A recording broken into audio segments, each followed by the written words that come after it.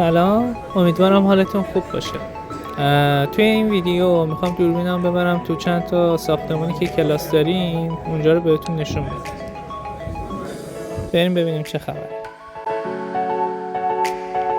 خب این کلاسی که داریم میبینین یک کلاس تقریبا 400-500 نفره است که زیر همه این نیمکت پریز برق هست و همه باید مثلا میتونن لپتاپ و اینا بیارن. بعد یه دونه پروژکتور به اون بزرگی رو داریم میبینید 200 خورده اینچ باید باشه قطعا. بعد کلش هم موکته و از یه در پشتی داره که میتونیم از اون در خارج بشین، دوتا درم جلوشه. بعد از پشت میتونیم بریم به طبقه بالا. اینجا یه کلاس دیگه است که اون کلاس قبلی کوچیک‌تر بود، این بزرگتره. و عرضم به خدمتتون که این هم نمای پشتی ساختمونه که یه رودخونه هم داره. بعد میبینین که توی هر راهرو چند تا در داره که چفته واسه مدیریت اتلاف انرژیه. و این ساختمون کلا توش کلاس‌های چیز توتلدمون برگزار میشه، یعنی اساتید میان توش تدریس میکنن. کلا دو نوع کلاس داریم، student led tutor led.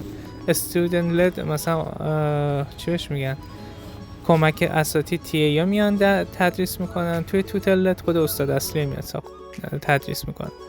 بعد اسم این ساختمون هم هست مایکل سالمن که میگم توتر لده. بعد از اون ساختمون رفتم توی سالن‌های ورزشیمون. شما فقط به رنگ در و دیوار و صندلی مندلی توجه کنید چقدر شاده. اینجا سالن پینگ پونگه که دیگه نرفتم تو، بچه‌ها داشتن بازی میکردن. اونور بدمینتونه. بعد یکم جلوتر بریم ببینیم سالن چی داره دیگه.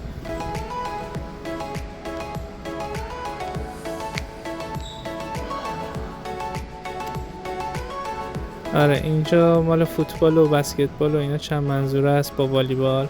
این رادیاتور پنلیه رادیاتورهای لورچه. بعد از سالن ورزشی داریم میریم سمت ساختمونه دیگه که اولیش بکنم استودنت یونین باشه، همون بسیج دانشجوی خودمون. سمت راستمون اون زمین فوتبال رو دیدیم. بعد رفتیم اینجا یه دوری بزنیم. اینجا یه جنگل مانند چیز درست کردن، لمکده مانند. قبلا البته فیلم گرفته بودم از توی اون قشنگ کامل. اینجا رودخونه رو داریم.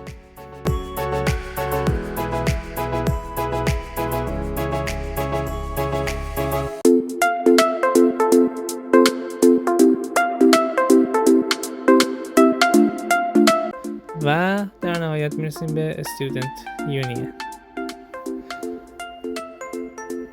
بریم طبقه بالا ببینیم چه خبره. اینجا پرچم LGBT هاست، مثل اینکه این مراسم خاصی، یه هفته LGBT و اینجور داستان هست چند وقته. بعد یه دوری بزنیم. ولی بازم میگم توجه کنید به رنگ ساختمونا، صندلی‌ها، دکوراسیون چقدر شاده، چقدر فکر شده باش. شیشه ها، گلدونا. بعد اون اینجا بچه ها میشن درس میخونن، با هم صحبت میکنن، بازی میکنن. جلوتر یه ذره که جلوتر میریم پلیستیشن و اینا هم بود دیگه، جلوتر زیاد نرفتم. ولی اونجا مثلا پلیستیشن و فوتبال دستی و اینجور چیزا هستن، بازی میکنن. برای خلاصه اینجا بسیج دانشجویی مونه.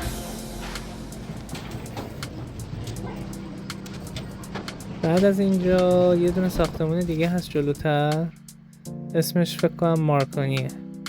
آره اینجا مال آرت و مهندسیه، یعنی مال هنر و مهندسیه. این مجسمه رو داریم. دوباره از این درها کف زمین هم همه جاش موکته، نمیدونم علت چیه. کلا تو مترو اینا هم که میریم همه جا موکته کفش.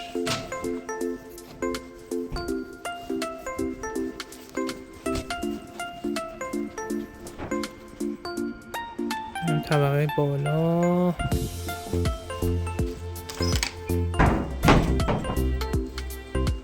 بعد اینجا ساختمون استودنت لد مهندسی و همون هنره که این ماکت هایی که ساختن گذاشتن اینجا. بعد این ورانورش هم پر از چیزه. اینجا مثلا ببین از این دره که میریم تو، اینجا کلاساییه که تیه یا همون کمک استاد میاد تدریس میکنه.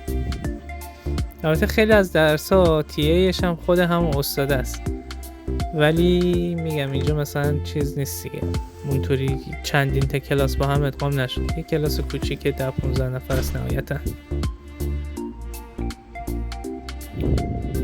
اینم ویو کلاس، صندلیاشو میبینیم، میزاشو میبینیم. این دره رو مثلا میخوای خارج بشیم دکمه رو بزنی خوش چیز میشه، باز میشه.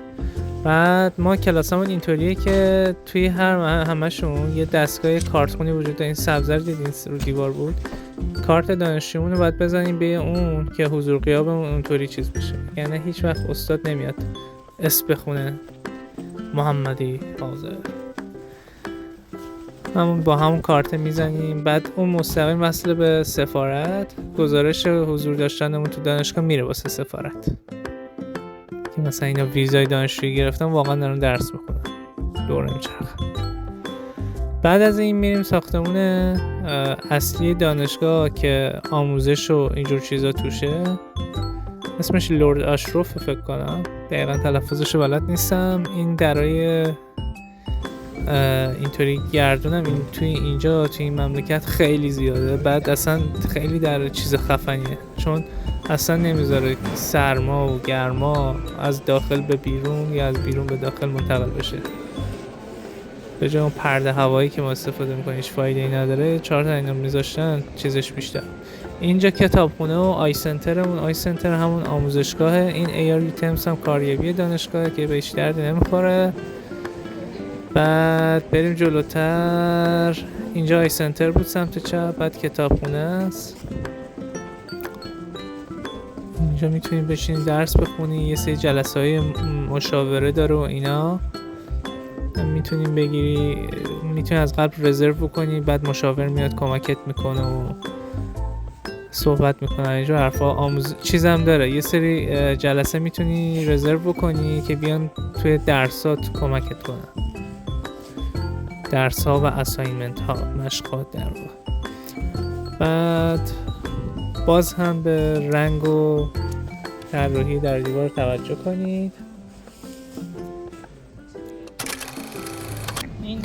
خب این تصویری که با هم دیدیم کلاً 3 تا دونه ساختمون دانشگاه بود. چندین تا ساختمون داره دیگه که تو این فیلم نمی گنجید من بخوام همه رو برم بگیرم. دوان که حوصله‌اش هم نداشتیم دیگه. ما رفتیم خونه دیگه. بدرود.